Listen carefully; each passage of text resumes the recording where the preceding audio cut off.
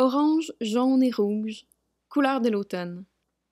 Les grands arbres adjacents laissent tomber leurs feuilles, et mes plantes commencent à dire que ouais, fait fret. Je pense que je vais mourir bientôt, moi là. Je suis due. Avant, quand mes plantes arrêtaient de produire et commençaient à avoir la fâle basse, je faisais jusqu'à l'année dernière un certain nettoyage de mon potager.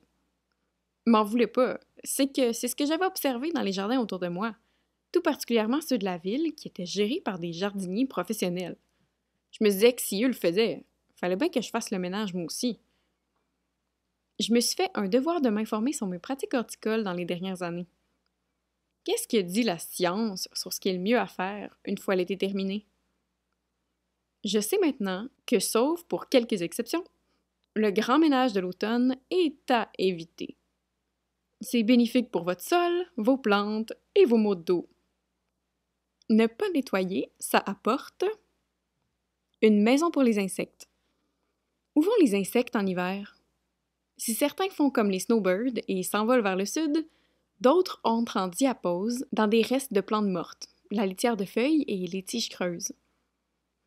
De nombreuses abeilles solitaires se font un petit nid pour l'hiver dans le sol ou au sein de trous dans le bois ou dans les tiges. Passons par exemple aux abeilles masquées ou aux osmies. Les gens paient des petites fortunes pour des cabanes à insectes de ce genre-là, alors qu'ils pourraient simplement laisser en place les tiges de leurs fleurs. Sauvez les bibites et sauvez de l'argent, et faites juste pas de ménage. De la nourriture pour les oiseaux. En fin de saison, c'est le moment où les plantes ont des semences parfaites pour la dégustation. C'est le cas pour vos tournesols, mais aussi pour une foule d'autres plantes. Peut-être que vous vous dites que c'est pas la nourriture de choix pour les oiseaux. Et pourtant, les graines qui nous semblent insignifiantes sont une source inestimable de calories pour les oiseaux. Je peux souvent observer les oiseaux manger les graines de toutes sortes, été comme hiver, dans les plantes laissées en place. Pardonnez les photos et les vidéos un peu floues ici, c'est plutôt difficile de prendre sur le fait des piafs en plein festin sans leur faire peur. Si j'ai à enlever une plante pour une raison ou une autre, mettons qu'elle est dans le chemin, je la mets pas tout de suite dans le compost. Je la pose au sol ou je la déplace pour l'instant vers mon cimetière à mauvaises herbes. Les oiseaux vont manger les graines à cet endroit-là. Un attrait visuel. Au Québec, faut se faire à l'idée, il fait fret le 3/4 du temps. Je veux profiter de la beauté de mon jardin, même quand la saison du jardinage est terminée. Si j'arrachais tout, il n'y aurait pas grand-chose à regarder, à part de la terre noire puis un petit cèdre.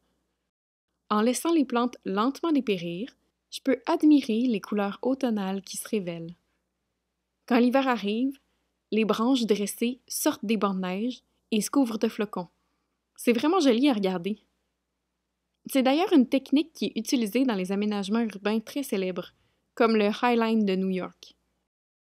Les plantes laissées en place sont belles, même lorsque mortes, et les passants en profitent 4 saisons sur 4. Du compost paresseux.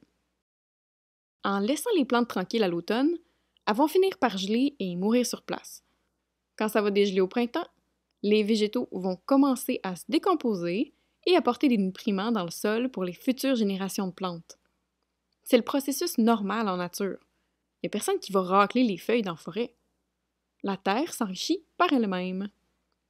Pourquoi arracher une plante, l'amener au compost, trier le compost au printemps, puis ramener le compost dans nos plates-bandes, alors qu'on pourrait simplement laisser les plantes se composter direct dans la plate-bande? On sauve une étape. En mai prochain, si jamais il y a des grosses tiges non compostées, je vais faire une de ces deux options. Pour le potager ou les parties où il y a seulement des annuelles, je vais les hacher à grands coups de pelle ou avec un sécateur et les mélanger direct avec la terre. Pour les sections avec des vivaces, je ne veux pas abîmer leurs racines, alors j'amènerai les tiges non compostées dans le compost. Des fois, au début du printemps, les vivaces laissées sur place sont un peu slimy. Il suffit de faire le ménage un peu plus tard et de laisser les tiges non compostées sécher un peu. Comme ça, ils vont être pas mal plus agréables à déplacer. Le parfait décor d'Halloween. Octobre culmine par la fête officielle du diabète, l'Halloween. Imaginez-moi au milieu de mon amarante toute séchée, avec une cape et une lanterne, la petite musique d'Halloween en background. Pas besoin de déco en plastique du Dolorama quand on a le décor parfait pour faire peur aux petits amis qui viendront quêter des sucreries. Il y a une foule d'avantages de laisser les plants mourir en place. Si vous tenez à des plates-bandes très ordonnées, vous pourrez faire le ménage au printemps prochain, ou à l'été, ou en tout cas, aussi tard que possible. On se revoit les mains dans la terre, guys. Bye!